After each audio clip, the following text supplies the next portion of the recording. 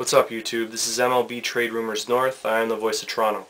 Today I kind of wanted to go over and cover the 2009 MLB playoffs. Kind of wanted to go over what's happened so far, what we can expect. Wanted to go over the umping that's gone on this playoffs, as well as some miscues and mistakes I think we've seen so far. And then just to tidy up things, I kind of wanted to go over some baseball Becketts that I have. I got a couple issues that you guys might find some interesting things in, so if you're into that kind of thing, I hope you guys do take a look. So just to recap, I'm going to tell everybody how the playoffs have gone so far and where we're at right now. To start things off, the Angels beat Boston 3-0. The Dodgers beat St. Louis Cardinals 3-0. The Yankees beat the Twins 3-0, and Philadelphia beat Colorado 3-1. From there, the Yankees went on to play the Angels. They beat them 4-2, and Phillies beat the LA Dodgers 4-1. If you guys want to look back at a couple of my postings, I did predict pretty much everything to happen that happened. The only thing that didn't happen that I predicted was I thought the Dodgers were going to beat Philly. At the starting point of that, and very early in the series, it really did look like the Dodgers were going to win. But if you were to take a look at the two teams, 2 games in, it really looked like the Dodgers just gave up. The managerial duties just seemed to kind of go with the flow. Whatever happens, happens. Philadelphia, on the other hand, really on top of the ball. And the guys were just, smiles in the clubhouse, smiles on the field, smiles in the dugout, and they were producing when they went up to bat. These guys had an explosive offensive team. And the same thing is to be said about the Yankees. Just explosive power coming from guys that I wouldn't necessarily say were weak in the team, but weren't really showing anything until this series. A-Rod in particular, it kind of blows my mind that the Dodgers didn't beat Philly. I was really hoping that would happen, but now I think that the final championship series is going to be stronger than if it was the other way around. I would have taken the Yankees at one point, far above any other team. At this point, it's really hard to say if the Yankees are going to win or the Phillies are going to win. If I really had to say right now, I would say it's the Yankees win by a game. It's going to be very, very tight. Like I said, both teams are just explosive right now, bringing runs across the board. Their offensive play is amazing, and the defense is pretty much there too. A combination of that just equals really good baseball. Wanted to talk a little bit about the umping too. We've seen so many mistakes. There was the Mauer call that everybody made a big stink about. There was the fly ball tagging by one umpire in I believe the Yankees series. A couple of those are blown, and then the 2 outs at third base. I mean, I think everybody has heard or seen that. I tried to find it on YouTube so I could break it down and include it into one of my postings, but that went out really, really quickly. The people on YouTube just picked that up and got rid of it. So sorry guys, but I'm sure you know what I'm talking about. As far as poor team play that I was mentioning in the intro to this, is that there was a lot of poor running that was going on, like base running.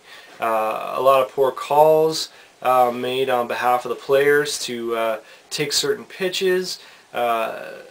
I think the base path was probably the worst I've ever seen. So many errors, and errors add up, and all of a sudden, the next thing you know, your team's down by 2 or 3 runs. So that's where we're at, and that's why.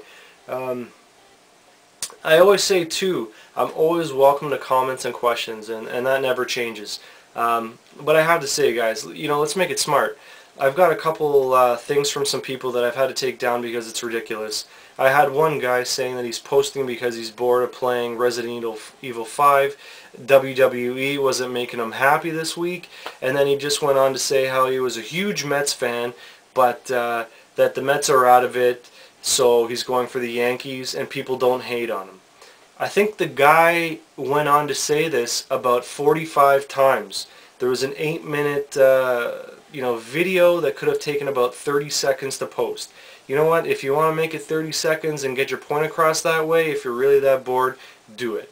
But guys, give me something here. You know what I mean? I'm trying to give you the best that I can, so I kind of hope that you guys give me, at least a little bit in return. Want to give a big shout out to everyone who's been subscribing lately.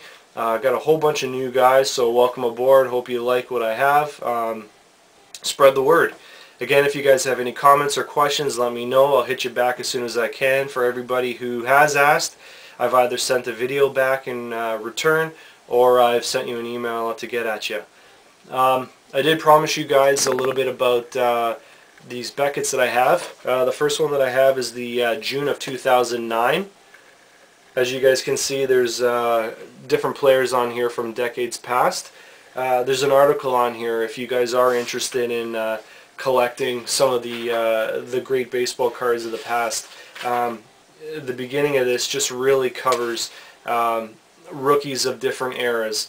I mean, in the 50s and 60s here, we're talking about Mantle rookies, the 51 versus the 52, the Maris rookie later on in the 50s, and then in the 60s we've got Billy Williams, Willie McCovey, Johnny Bench. Moving on to the 70s, we got George Brett, Carlton Fisk, Robin Young, Dennis Eckersley. In the 80s, we've got Ken Griffey Jr. That's a huge Upper Deck 89 card. I've shown you guys that before in one of my postings, as well as Greg Maddux, Tony Gwynn, and Don Mattingly. In the 90s, right now, guys, I think if you're really looking to pick up a baseball card, I think the Derek Jeter 1993 Upper Deck foil card is the card to go after. Don't get anything graded less than an 8, and be a little bit leery. I heard that there's a couple of fakes going around. So if that's your type of thing, I think that's the smartest card to go for right now. Jeter's breaking records left, right, and center. He's doing very well. If you're hesitant on buying, wait a couple of months. Wait until the season dies down a little bit. I'm sure you'll be able to pick up the card for a little bit cheaper. With the baseball playoffs going on right now, and the hype of Jeter, prices are up, things are in demand, people are buying. But if you're one of those guys like me who just can't wait, I think that's a smart card to pick up. As for the 2000s, it just goes on to list guys like Albert Pujols, Joey Mauer, Johan Santana, and Chad Billingsley. I think out of all those that are mentioned in 2000, really take a look at Albert Pujols. I think all the guys' rookie cards, no matter if it's one of the higher ends or the lower ends, they're going for at least $60. So if you can find one in the $20 to $40 range, I'd say pick it up. As far as the other Beckett that I had to talk about, it was the December 2009. This one just came out. I grabbed it 2 days ago. This one covers a little bit about Derek Jeter. Not a big Jeter fan, but baseball's baseball. It's interesting stuff, so why not give it a go? If you are, again, the baseball collector, the card collector, there's a real interesting write-up here on the Affleck card gallery, and that's got a couple of the guys in it that hopefully are going to come up into the majors within the next 2 to 4 years, who I think are going to have a big impact on baseball, especially if one guy in particular, Bryce Harper, sticks up to his name of hitting that 500 and something odd foot home run. The guy hits like a beast, but he's still a young guy too. Just to give you a quick view, hope you guys can see that, but those are the Affleck cards. Going on to, they're talking about some new products that they have. The Goodwin product is new by Upper Deck. I think it's been out for like a month or two. Really solid product. You know, I think Upper Deck and Topps are trying to compete with one another. That's not a secret. But they're coming out with some new cards that look like vintage cards of the past. And